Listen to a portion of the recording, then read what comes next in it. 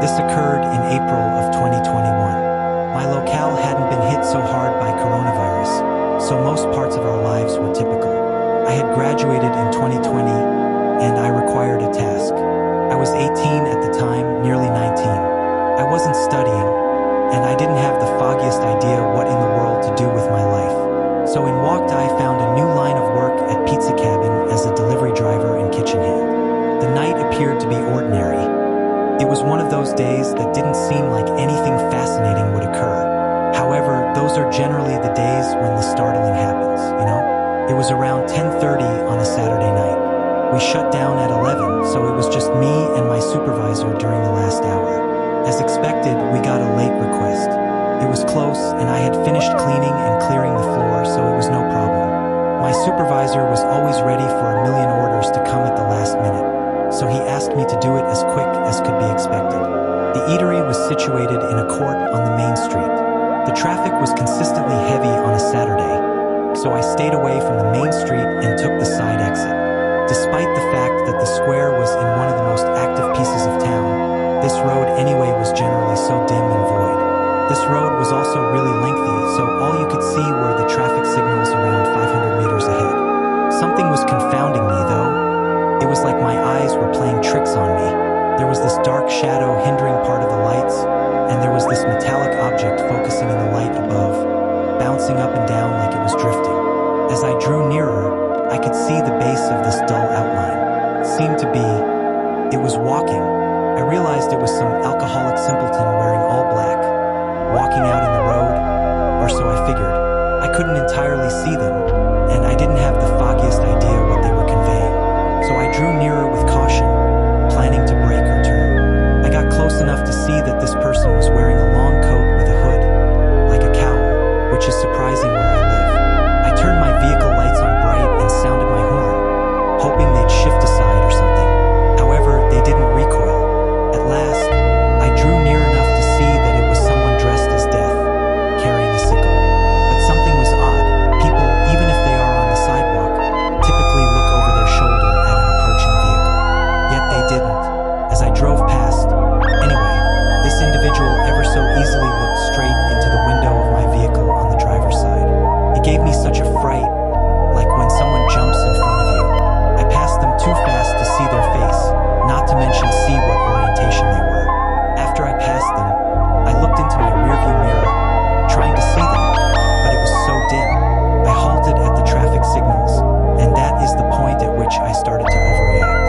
I remember those alarming clown folks who used to block people's way and tap on vehicle windows, so I went through the red. Nevertheless, nobody was on the street. I headed over aside and attempted calling the police at the station just in case someone hit them. However, nobody replied. I remembered my supervisor advised me to rush, so I just continued with the delivery. I got to the house and stopped on the roadside and gave the people their pizza. It's always abnormal giving over the pizza peacefully, so to make conversation, I let them know what I saw. They laughed and said that it was probably somebody making a TikTok. I laughed too. I get it. It was a very nice trick. I got in my vehicle and went to start it, but I was unable to find the keys. I still looked outside my vehicle too, but I couldn't find them. I looked for a very long time, but no luck. I started to overreact and continued to think about that individual I found in the road. I jumped into my vehicle and locked it from within. I nearly began crying when I heard jingling. I focused to my right side to see that individual dressed as death holding my key, staring into my window. I felt everything in my body throbbing. However, I was unable to move. It was like they were staring into my soul. Ultimately, I started following up on instinct. I don't remember thinking or doing it, but suddenly I was holding down the locks inside my vehicle. My vehicle is small and only has 2 doors, so I could easily reach across and hold both the locks. They started spamming the vehicle remote and trying to open the door. I was using all my energy to hold down those locks. I don't think I'd ever used so much effort and strength before in my life. Again, I froze. I tried shouting at them, but I was holding my breath. At last, a peep of a bizarre sound emerged as I panted for air. I started shouting obscenities at them. I shouted so much that my words became gibberish. An overwhelming sense of dread took control of my body, and I couldn't hear myself shouting any longer. My entire body was being controlled by my tension, and my ears were ringing. I was sweating profusely. This time I was unable to take my eyes off them. This individual, this thing, standing over my vehicle with a sickle. That's when I knew that if they got in, I wouldn't have a chance. The shadow from the hood concealed their face. Was this even real? They stopped trying to get in and just stared at me. I started shouting out of exhaustion, and I became dizzy. My vision was obscured. There was a quietness, and then around 10 dogs started barking nearby. This gave me hope. While resting on the grass, they lowered their body and put their face a couple of centimeters from the window. At last, I could see this individual had covered themselves with a skull mask. We both froze and just gazed at each other. I couldn't resist the opportunity to investigate their eyes. The eyes, it was a terrifying thing about them. They didn't seem like they were holding in laughter, like it was a trick. Through this dreadful skull mask, I saw that they just looked curious, like how a small child checks out a creature in the zoo. I shut my eyes and started calling for help. I had been shouting for so long. Why couldn't anyone hear me? I feared that exhaustion would dominate and they'd get in.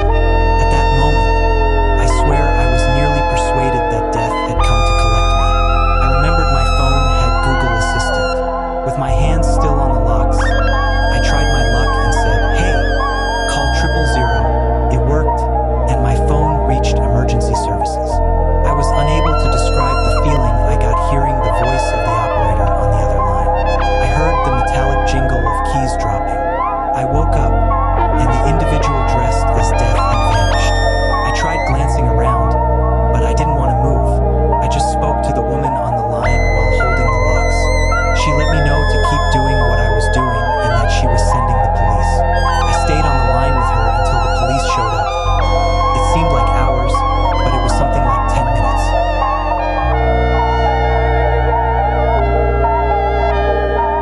I told them what had occurred, since the individual was threatening, and I feared for my safety. I was expected to offer a formal statement to the station.